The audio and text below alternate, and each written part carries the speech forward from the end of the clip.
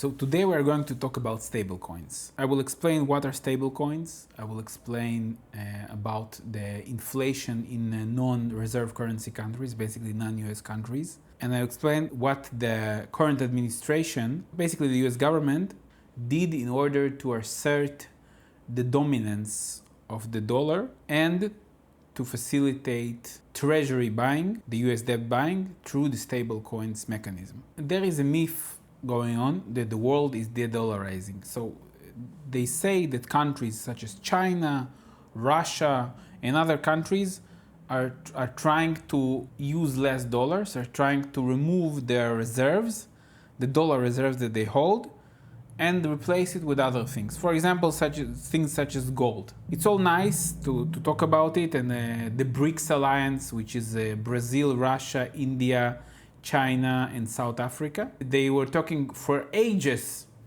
about replacing the dollar.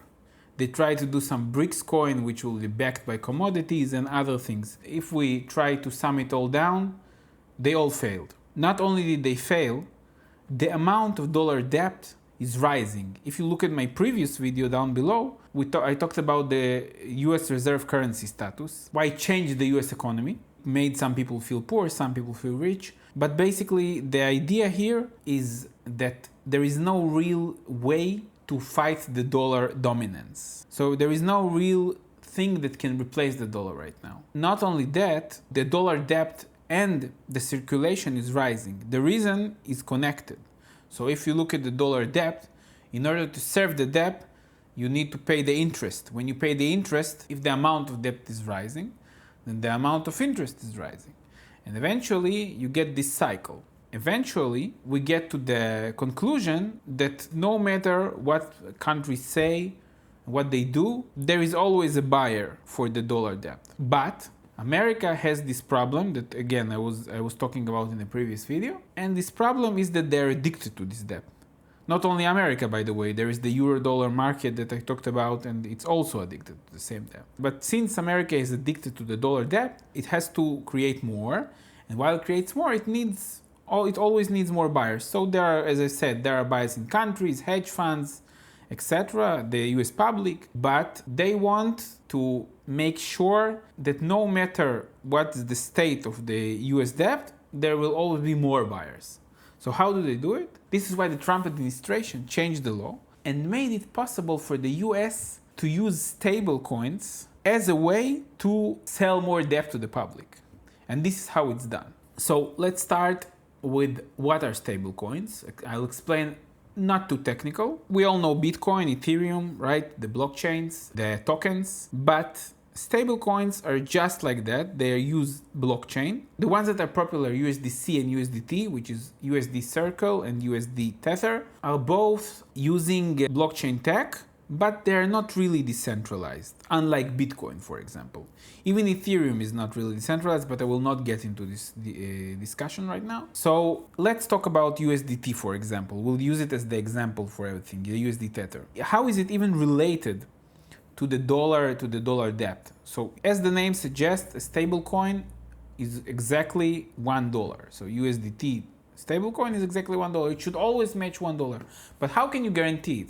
So you can guarantee it by some elaborate algorithm. There was an attempt like this. It was called Luna, and it failed miserably. Then some other people, or in parallel, some other people created this USDT system. How it works? For example, you buy $1,000 of USDT tokens. You get the company, so you give the company $1,000. They give you tokens worth $1,000, and then they buy. With your money, it's not just laying there, they buy treasuries, they buy US debt. You basically bought by proxy US debt. Why would you do it? Since inside crypto trading, when you trade some crypto tokens, or when you're using some Polymarket or Kalshi, some website like this, betting website or something, you use the tokens instead of dollars, since it's a lot faster to convert, for example, Bitcoin to USDT than to real dollars. So when you do trading inside of crypto, they're like the middle currency. There are assets, and this is the currency, same as in the world. You have a home, you have a stock, you sell the stock, you buy a home, but in the middle you get dollars, right? This is the mechanism. And this is how it's working. Now let's talk about why is it even useful, except for trading, which is a great substitute for dollars. It's useful because let's say you live in Turkey or in another country where there is a huge inflation, Venezuela or something. Most people don't know, haven't seen real inflation. I'm not talking about 4% or even 9%. I'm talking about tens of percents of inflation, or hundreds of percent, or thousands.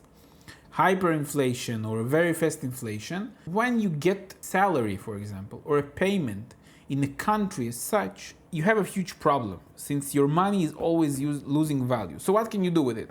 You can buy maybe some assets, but it's not always easy since most of the time the countries that suffer from huge inflations are poor or undeveloped countries. Asset buying in there is basically most of the time out of reach for normal people. Since their salary do not match the prices of assets, there is a big divide between poor and rich, and for the poor it's very hard to buy some assets. Your other option is to hold it, or which is very bad since inflation will eat it away, or buy something straight away. Alright, but if you don't want to buy something straight away and you don't want to hold it, you can exchange it, for example, for dollars. But in most of these countries, there are some rules that prevent you from exchanging freely, or the exchange is not real. So they cap it to some price, but it's not the real price. There is always a black market, right? So if this is the case, you would really benefit from a system that lets you convert your currency to real dollars. Let's say you converted the money to digital dollars, which is USDT, and now you are out of the financial system of your country.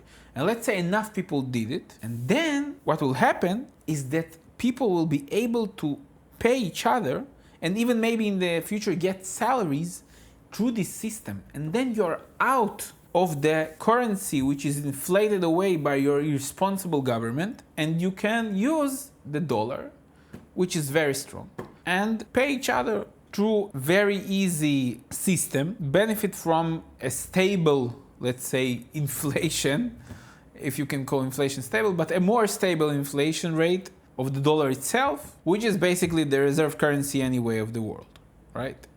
The dominant currency. So while you do it, the crazy thing is, let's say all these countries that having huge inflation in Africa and Asia and other parts of the world, South America, are all starting to use these systems, and they all start to pay each other. Now, even more than that, let's say you want to flee the country, you have the stable coins in your wallet, and just take your wallet in the phone and leave. You don't need to convert anything, you don't need to hold cash, you don't need to transfer gold, which is hard to transfer, right? Physically hard. So it's, in a sense, it's like Bitcoin, which is a money that you can flee with, but it's not volatile. It's always $1. So it's connected only to the US dollar. Now when people use it and buy all these, like convert all the time currencies to this coin, the companies that facilitate the stable coins, which are currently USDT and USDC, and soon much more will come. PayPal also have some project, and the Coinbase. Eventually, all of this will just facilitate more and more treasury buying. So the US can sell its treasuries not only as a reserve currency for states, for sovereign, they can also sell it for individuals.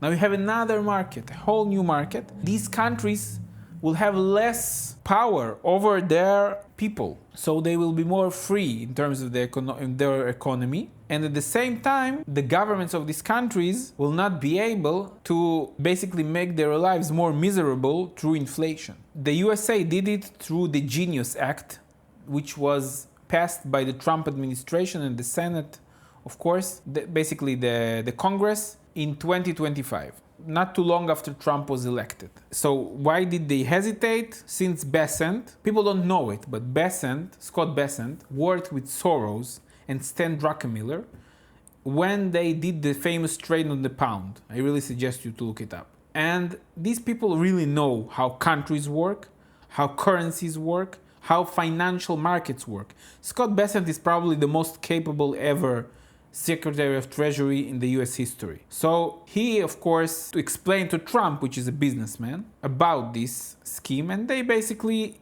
did everything possible to pass it straight away after Trump got elected, as soon as possible. And now this thing, except for it also benefits Trump in other way, but we will not get into this. And now this whole situation, a huge plan, it's not a conspiracy, right? It's basically the laws are there and they push it, they push it hard.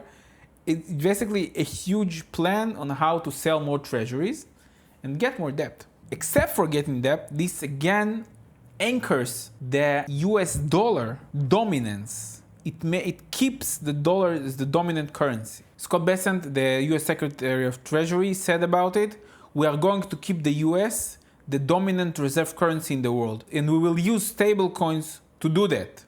The groundbreaking technology will lead the surge in demand for US treasuries." When we put it all together, the world needs dollars. To the euro-dollar market, the US needs it for the debt, and if someone needs something, there will be a seller. So the US found a genius way, pun not intended, to sell more dollars. This is the right tool at the right time, so they used the system which was decentralized, anti-government initially, and they converted it to the benefit of the government, and now this whole system will facilitate more debt and more dollar dominance. And this is why you can't mess around with the United States of America. Like and subscribe, and see you in the next video.